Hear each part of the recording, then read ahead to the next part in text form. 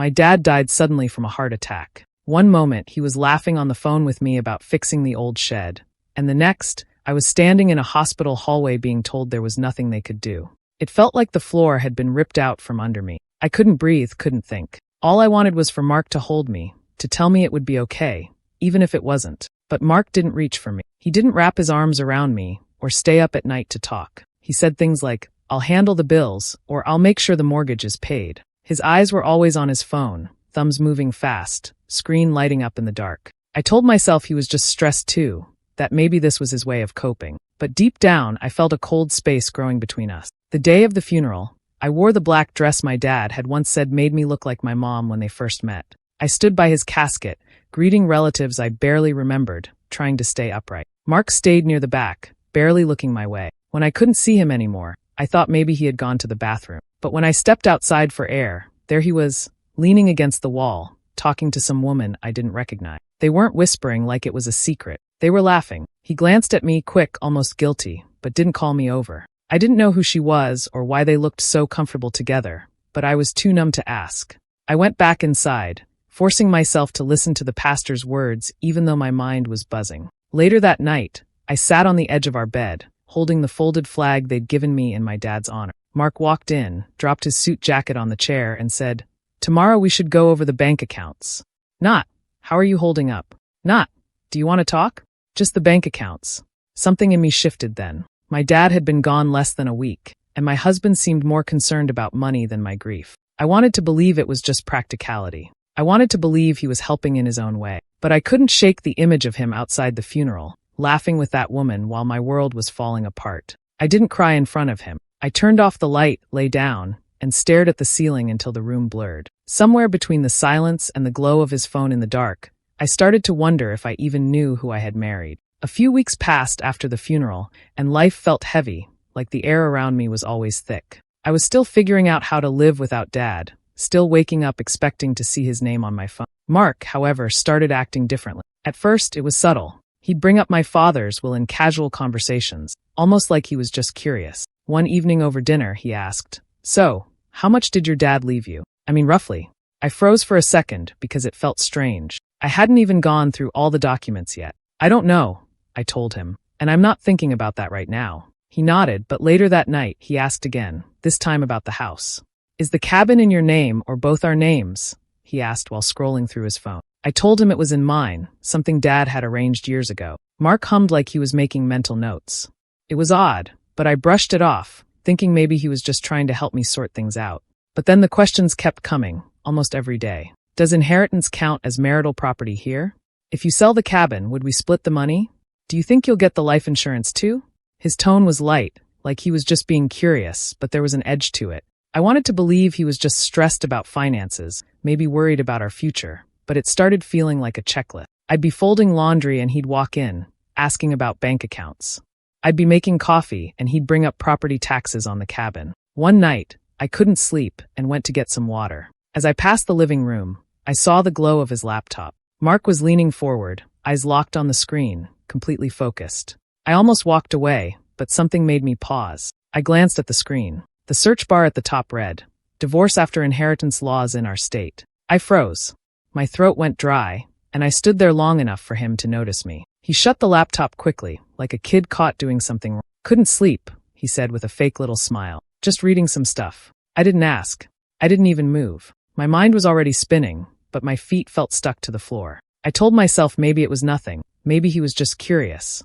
But the way he shut that laptop, the way his shoulders tensed, it didn't feel like nothing. I went back to bed, lying awake in the dark, listening to him move around in the other room. From that night on, I noticed every question more sharply. I noticed how his voice changed when he asked about my dad's assets. It wasn't just curiosity. It was calculation. He was building a picture in his head, and I wasn't sure I wanted to know why. And yet, I stayed quiet.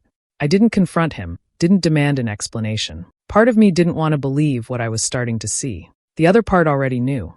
The rain was coming down hard that morning, tapping against the kitchen windows like it had no intention of stopping. I was still in my robe, hands wrapped around a warm mug, trying to wake up.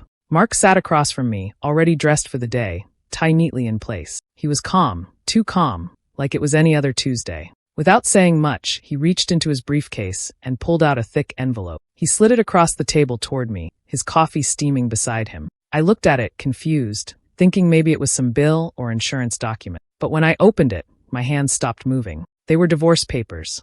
For a second, I just stared at the words on the first page, my brain not quite processing what they meant. When I looked up, Mark was sipping his coffee, watching me like he was waiting for me to sign a receipt. "What is this?" My voice was quieter than I expected. He didn't hesitate. "You'll be fine financially. We both know you can afford to move on." It hit like a slap I hadn't seen coming. My chest tightened, but I couldn't form the words to respond. My father hadn't even been gone a month. I was still waking up expecting to hear his voice, still trying to remember to breathe when the grief felt too heavy. And now this. Mark kept talking, almost casual, like he'd rehearsed it. "It's better to do this now. Clean break. We don't have to drag it out." The papers were already filled out, dates, property lists, even a suggested division of assets. It was like he'd been planning it for a while. My name was typed neatly in all the right places, ready for my signature. I sat there in silence, the sound of rain mixing with the clink of his coffee spoon. I couldn't decide if I wanted to scream or laugh at the absurdity of it. A part of me wanted to ask why now, but I already knew. He thought he was walking away with a fortune. The worst part wasn't the papers themselves. It was how calm he was. No argument, no guilt, no hesitation, just business. I folded the envelope back up and set it on the table without looking at it. My fingers felt cold even though the coffee was still warm in my hand. Mark stood, smoothed his tie, and said, "Think about it. I'll be home late tonight." Then he left. No hug, no second glance. The door closed, and I was alone with the rain and the papers. I didn't cry right then. I just sat there, staring at the wood grain of the table, my mind blank. It wasn't until much later, when the house was silent and the rain had stopped, that the reality of what had just happened sank in. The man I'd built a life with had waited until my world was already shattered and then decided to crush what was left. And he'd done it with the same ease as passing the salt across the table. That night I called my best friend, Jenna. I didn't even know where to start, so I just told her everything. How Mark had handed me the papers like it was nothing, what he'd said, the way he looked at me like I was just a bank account with legs. She listened quietly, letting me spill all the anger and confusion I'd been holding in. "I don't get it," I said, pacing my living room. "It's like he couldn't wait to leave. And for what? We weren't even fighting." Jenna's voice was firm. "Something's off. Nobody does that out of nowhere. He's after something." I wanted to think she was wrong, that maybe Mark had just fallen out of love and handled it badly. But the timing, the questions about my dad's will, it all made her theory sound too possible. A couple nights later, Jenna texted me out of the blue. "Where are you right now?" I told her I was home. She sent another message. "Stay there. I'll call you in a few minutes." When the phone rang, she didn't even say hello. "I'm at O'Malley's," she whispered, her voice low like she didn't want someone to hear. "Mark's here, and you're not going to believe this." I felt my stomach drop. "What do you mean?" "He's at the bar, laughing with some woman. And," she paused, "he just told her that in a few weeks, they'll have enough money to move somewhere warm and start fresh. He actually said, half the inheritance is more than enough to set us up for life." My whole body went cold. I didn't even realize I was gripping the phone so tightly until my hands started to ache. "That's not all," Jenna continued. "I started recording.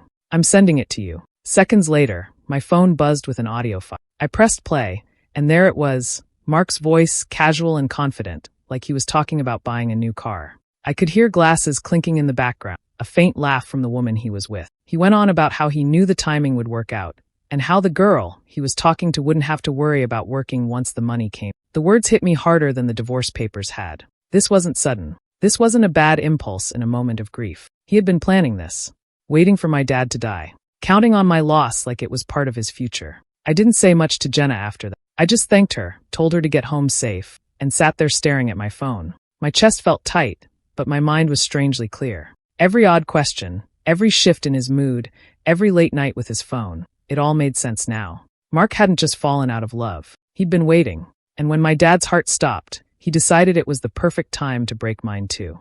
The next morning, I woke up with Jenna's recording still on my phone and a knot in my stomach. I didn't tell Mark what I knew. I didn't even hint at it. I acted like nothing had changed, but inside, every look he gave me felt different now. I wasn't going to let him know I was onto him. Instead, I spent the day searching online for divorce lawyers. I wanted someone smart, experienced, and impossible to intimidate. After reading through reviews and making a few calls, I found one who had handled high-asset divorces for decades. Her name was Linda. Her voice over the phone was calm but sharp, like she'd seen every dirty trick in the book. We met the next afternoon in her office. It was a quiet place with dark wood shelves and stacks of neatly organized folders. She listened carefully as I told her about the divorce papers, the questions Mark had been asking, and the recording from the bar. I didn't cry. I didn't get emotional. I just told her the facts. When I finished, she leaned back in her chair, folding her hand. "First, I want you to understand something very clearly," she said. "In this state, inheritance is separate property. Unless you've put that money into a joint account or used it for marital expenses, your husband has no legal right to it." I felt a small wave of relief, but it didn't last long. "He's going to fight for it anyway," I told her. "He thinks it's his." Linda nodded. "That's fine. Let him try. Your father did you a huge favor without even realizing it. You mentioned he left everything in a trust." "Yes," I said. "He set it up years ago. My name is the only one on it." She smiled for the first time. "Then this is airtight. A properly drafted trust means he can't touch a dime, no matter what he argues. The court will throw out any claim he makes for it." Her certainty made me feel steadier. I'd been carrying around this tight, heavy feeling for weeks, but now I had someone in my corner who knew exactly what to do. Linda went on to explain the steps we'd take, filing our response, gathering evidence, and keeping the trust documents front and center in the case. Before I left, she said, "Don't warn him. Don't argue with him. Let him believe you're unsure about what to do.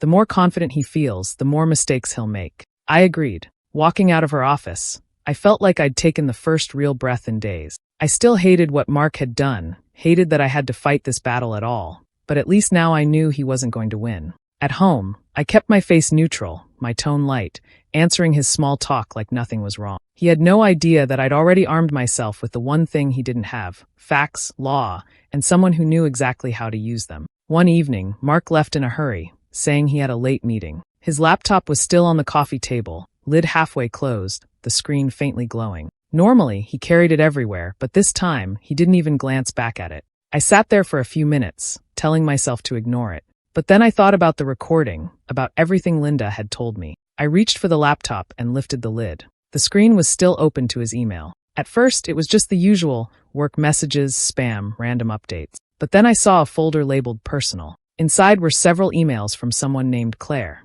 My stomach tightened. The messages weren't vague or friendly. They were filled with plans, little jokes, and promises. In one, he wrote, "Once the settlement is done, we can finally get out of here. I found a place in Florida with a pool and a guest house. Perfect for us."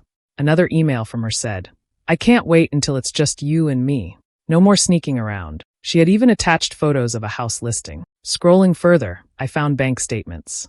There were transfers from our joint account into one I'd never seen before, all marked with vague notes like investment or saving. The amounts weren't small. This wasn't him just tucking away a little extra. It was deliberate, planned, and hidden. I took screenshots of everything, emails, bank transfers, property listings, and sent them straight to my own email. Then I forwarded them to Linda with a short note. "Found this tonight. Thought you should see it." After sending everything, I closed the laptop exactly how I found it, even adjusting the angle of the lid. I sat back on the couch, heart still racing, listening for the sound of his car in the driveway. When he finally came home, I smiled like nothing was different. I asked about his meeting, laughed at his dumb joke, and poured him a drink. He didn't notice anything. Not the change in my voice, not the way I kept my hands steady on purpose. Inside, though, I felt something new: control. For weeks, he'd been the one with a plan, moving pieces behind my back. But now I had the truth, and I had proof. He thought he was building a future with her on my father's money. He thought I was too naive to see it coming. Let him think that.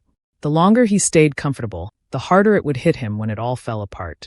The morning of the hearing, the sky was clear and bright, nothing like the heavy way I felt inside. I arrived early with Linda, both of us quiet as we walked into the courthouse. Mark showed up a few minutes later, stepping out of his car like he was arriving at a party. He wore a brand new suit, shiny shoes, and a smile that looked almost rehearsed. He didn't even glance at me as he walked in. His lawyer, a tall man with an expensive briefcase, greeted him with a firm handshake. I could see them laughing together in the hallway before the judge called us in. Inside the courtroom, Mark sat back in his chair like he already knew he'd won. His lawyer started speaking right away, explaining to the judge how Mark was entitled to an equal share of the inheritance. He spoke confidently, sliding documents across the table, as if this was just routine. Linda waited patiently, letting him finish. She didn't rush or interrupt.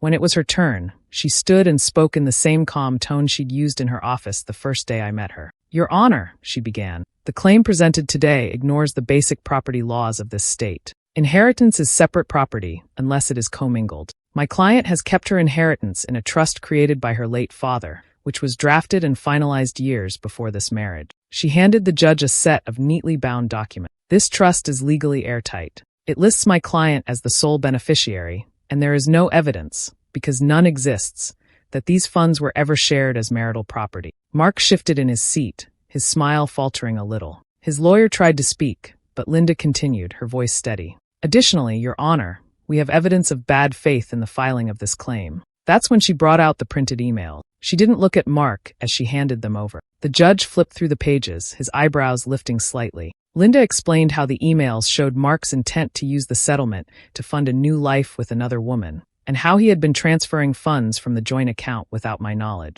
The room was so quiet you could hear the soft rustle of papers as the judge turned each page. Mark's face turned a shade darker, and he started shifting uncomfortably in his chair. His lawyer leaned toward him, whispering urgently, but Mark kept glancing toward me, his jaw tightening. When the judge spoke again, his tone was firm. This court finds no legal basis for the claim to the inheritance. The trust stands. Furthermore, given the evidence of bad faith and the attempt to mislead the court, the petitioner will be responsible for the respondent's legal fees. Mark's head snapped toward the judge. What? The words slipped out before his lawyer could stop him. The judge didn't respond, simply moving on to finalize the ruling. By the time the hearing ended, the smug expression Mark had worn walking in was gone. His face was tight, his shoulders tense, and his expensive suit didn't make him look powerful anymore. As we walked out, I didn't say a word to him. I didn't need to.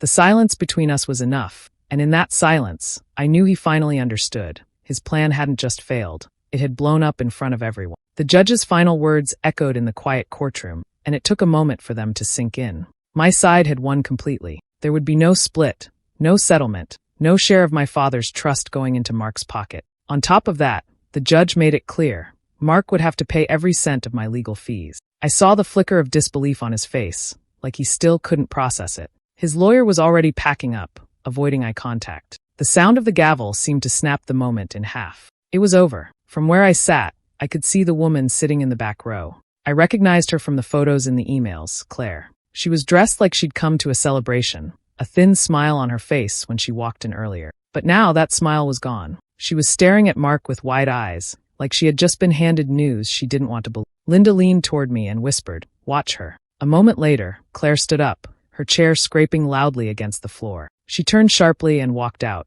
her heels clicking fast on the polished wood. She didn't even glance back. Mark's eyes followed her for a second, but he didn't get up. He couldn't. The court clerk was already handing him papers with the breakdown of what he owed. I knew enough to understand that between his own legal bills and now mine, the number was big. Very big. When we stepped out into the hallway, the tension seemed to follow him like a shadow. He pulled out his phone and started dialing, speaking in a low, frantic voice. I didn't need to hear the words to know who he was calling. The way his hand clenched at his side told me everything. She wasn't picking up. Linda handed me a copy of the ruling, her expression calm but satisfied. "You did well," she said. "Now let him deal with the mess he made." We walked toward the exit, and I couldn't help glancing back once.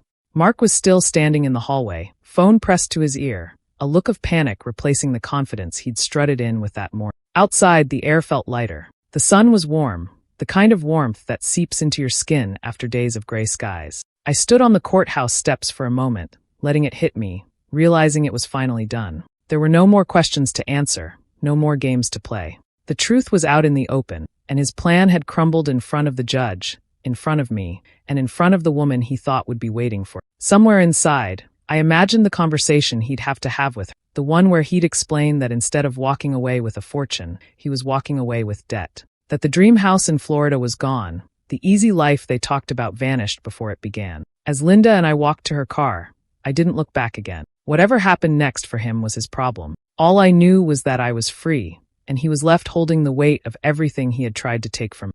A few days after the hearing, I sat at my desk with my laptop open. The copy of Jenna's recording and the screenshots of the emails were right there in a folder. I had been holding on to them for weeks, but now that the court case was over, I didn't have to keep them hidden. I opened a private Facebook group I shared with mutual friends, people we'd known for years, some even from before we were married. The group was closed, only a few dozen members, but I knew that anything posted there had a way of finding its way around. I typed a short message. It wasn't angry or emotional, just plain facts. For everyone wondering why Mark and I divorced, here's the truth. This is what he said, and these are his plans in his own words. Then I attached the audio file from the bar and the screenshots of his emails with Claire. For a moment, I hesitated. Once I hit post, there was no going back. But then I thought about all the lies he had probably been telling behind my back, the image he tried to keep up, and how easily he had planned to take what wasn't his. I clicked post and closed my laptop. It didn't take long. My phone buzzed with notifications within minutes. Private messages, shocked comments, people tagging others. Friends who hadn't spoken to me in months were sending me long paragraphs, apologizing for ever believing his side of the story. By the end of the day, the post had been shared outside the group. I didn't spread it myself. Others did it for me. The audio was damning. Mark's voice bragging about half the inheritance and promising a new life to someone else while I was still grieving. The emails only made it worse. There was no way to twist the meaning, no room for excuses. The next morning, I got a call from an old coworker. "You should know," she said quietly. "Everyone at his office has heard it. They're talking about it in the break room. He didn't even show up today." Later, word reached me that his own family had seen the post. His sister unfriended him online and sent me a message saying she was ashamed of what he'd done. His mother, who had always been polite but distant with me, left a comment under the post. "I raised you better than this." The snowball kept rolling. People who used to praise him stopped answering his calls. A couple of mutual friends sent me screenshots of him trying to defend himself in private chats, claiming it was all taken out of context. But nobody seemed to believe him. The proof was too clear. By the end of the week, his polished reputation was gone. The man who had walked into court so confident was now the subject of whispered conversations and pointed looks. And I didn't have to do anything more. The truth was out there, and it was doing exactly what truth does. It stuck and it spread. I didn't celebrate out loud, but there was a quiet satisfaction in knowing he couldn't hide behind charm or lies anymore. He had built his plans on greed, and now everyone could see exactly what kind of man he really was. The day after my post made its rounds, I called a locksmith. By noon, the locks on every door were changed. I didn't tell Mark. If he tried to come by, he'd find out the hard way. His things had been boxed up weeks earlier, labeled, and pushed into the garage. The house felt different once the new keys were in my hand. Quieter, safer, like it finally belonged to me again. I walked through each room slowly, checking windows, touching walls, letting myself imagine what it would be like without his presence lingering in every corner. The next week, I met with a realtor. The marital home had always been more his taste than mine, big, polished, and impersonal. Selling it felt like letting go of the last thread tying us together. We had a buyer within days, and when the final papers were signed, the proceeds went straight into my account. Every cent stayed with me. Before I left the house for the last time, I sat at the kitchen table and opened a small gift box.